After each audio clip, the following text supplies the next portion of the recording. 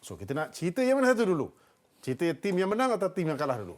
Of course yang menang, bang. Okey, teruskan dengan pasukan yang menang, terutamanya bagi Adi Syahrin kerana kalau dilihat kepada barisan pemain-pemain yang dia miliki, dia dapat menurunkan semula Mark Valles.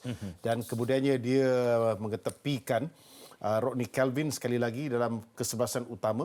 Tetapi corak permainan yang dapat anda perhatikan setelah tadi, banyak peluang, banyak terlepasnya dan kemudiannya masih lagi ada ketumpulan di barisan hadapan. Itu yang selalunya menjadi concern kepada tim-tim yang nak bangkit semula dalam saingan seperti ini. Betul, bang. Saya setuju kerana pasukan Kedah malam ni mereka create banyak chance, tetapi ya masih lagi buntu untuk menjaringkan gol dengan efficient.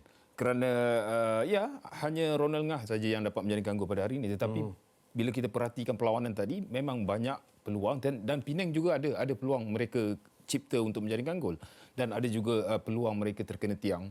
Jadi saya rasa ya kedua-dua pasukan ingin memenangilah perlawanan dan cukup penting. Kita lihat kepada rekod dalam aksi bagi pasukan Kedah kerana mereka sebelum ini mereka sekadar seri satu sama dengan pasukan Sabah, manakala dua kekalahan berturut-turut sebenarnya telah meletakkan Aidil sendiri dalam keadaan tertekan kerana prestasi mereka cuba bandingkan dengan pada musim lalu. Sepatutnya Kedah berada dalam at least top 3, top 4 kan? Betul. Macam mana Zah? Ya, saya dengan kedudukan mereka sekarang, dengan pemain yang mereka ada nak dibandingkan dengan tahun lepas, saya rasa mereka menggunakan ramai pemain muda tahun ini. Jadi untuk saya memang memerlukan masa lah untuk mendapat keserasian antara mereka dan juga pemain lama dan juga pemain import. Tapi apakah penyokong-penyokong pasukan Kedah memberikan masa untuk keadaan seperti ini? Ya, saya tidak pasti, tetapi ya dari segi permainan nampak mereka masih lagi okey. Cuma ya mungkin ada certain area yang membuatkan mereka nampak perbezaan daripada tahun lepas. Dan ya dengan kita semua tahu dengan ketiadaan Badrul Batia dan juga Rizal Ghazali, memang nampaklah ada kekosongan kat situ. Dan saya sebenarnya berharap di awal musim pasukan Kedah dapat menggantikan ini dua pemain yang penting untuk mereka. Dan ya dapat memberi sumbangan yang cukup besar. Tetapi saya perhatikan memang tahun ni memang Kedah banyak menggunakan pemain-pemain muda dan ya seperti abang cakap tadi, penonton boleh ke memberi masa kerana Coach Aidil sudah 2-3 tahun dengan pasukan Kedah. Jadi saya rasa tahun ni quite mencabarlah untuk Coach Aidil sendirilah untuk membina pasukan. Okey, untuk menyelamatkan kedudukan Adi Syahrin dengan pasukan Kedah ini adalah hanya Piala Malaysia saja. Yap, itu yang kita nampaklah dalam liga. Memang kita semua tahu mereka dalam pertengahan liga. Dan ya saya rasa Malaysia Cup mungkin Coach Aidil mungkin ingin memberi fokus yang lebih tinggilah kerana itu saja piala yang pasukan Kedah ada untuk mereka memenangi. Ya. Okey, bila anda bercakap tentang pemain-pemain yang muda, kalau diikutkan dia juga sebenarnya mereka ada gabungan daripada pemain-pemain muda yang dah lama dengan pasukan Kedah, cuma mereka tak dapat beraksi dalam kesebelasan utama beberapa kali. Tapi tahun ini bila anda katakan bahawa dah masuk dalam first 11 tu, cuma masih lagi terkial nak dapatkan prestasi sebenar mereka dalam saingan ini. Apa lagi yang perlu diperbaiki? Pemain-pemain seperti Fayed Zulkifli, Fazul Daniel ini, mereka bukan dalam first 11. Mereka di luar nak masuk dalam first 11 sebagai pemain gantian saja.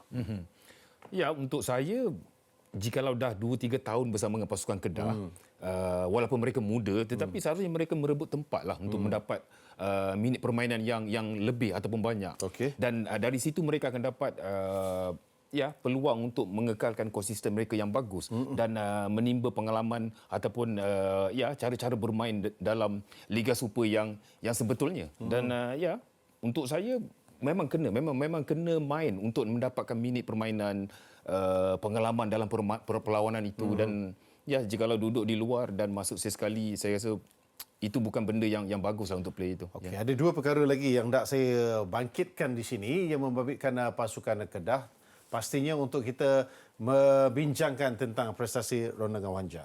Dia dah berjaya untuk mengumpulkan 3 gol dalam 2 pertemuan dengan pasukan Pulau Pinang ini, sebab dalam pertemuan terdahulu di Stadium Madaraya di mana Kedah berjaya mencatatkan kemenangan 2-1, dia skor 2 gol. Hari ini dia skor 1 lagi gol. Apa kita dapat lihat sebenarnya prestasi dia turun naik.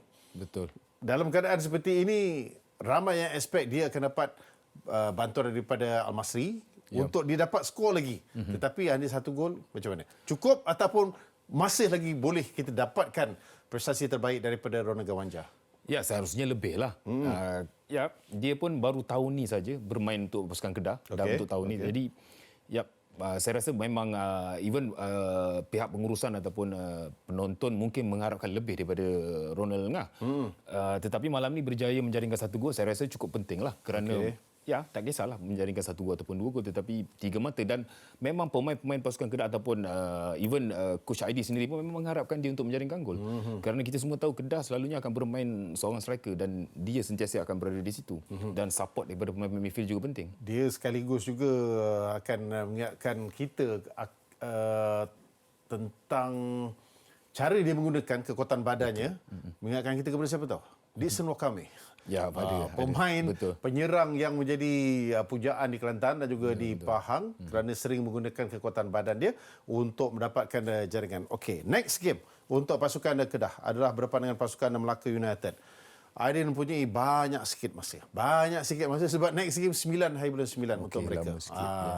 Jadi dalam tempoh ini kita nak dapatkan balik kecergasan pemain satu, yang cedera mesti boleh kembali semula bermain dalam first 11 dan kemudiannya dari segi taktikal ini yang perlu dilakukan sebab selepas 9 September beberapa hari saja, at least dalam 3,5 hari sebelum berdepan dengan Selangor dan kemudiannya berdepan dengan pasukan PJCT lagi lama sebab ada break, international break. Tapi 3 game yang terakhir itu memang crucial. PJCT, JDT dan juga Negeri Sembilan. Ya.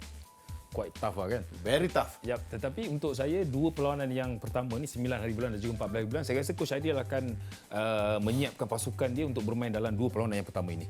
Kerana masa dia dekat-dekat kan dan saya berharap tiada pemain yang cedera ataupun Coach Aidil tahu macam mana untuk nak memberi pemain-pemain lain peluang main ataupun mencari gandingan yang baiklah untuk 2 game yang pertama ni dan saya rasa dia mungkin Coach Aidil tahulah bagaimana untuk menilai, bagaimana untuk mencari poin yang penting lah untuk pasukannya.